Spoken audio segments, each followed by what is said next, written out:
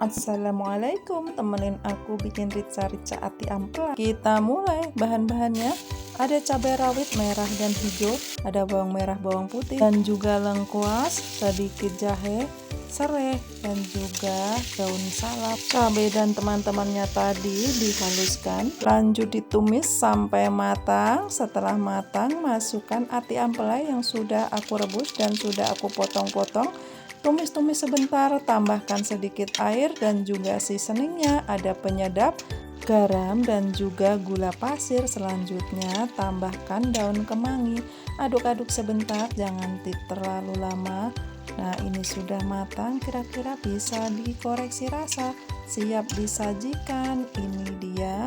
Nah, sudah matang, cocok sekali ya teman-teman. Ini rasanya pedas, manis, dan gurih, cocok ditemani nasi hangat. Terima kasih, selamat makan.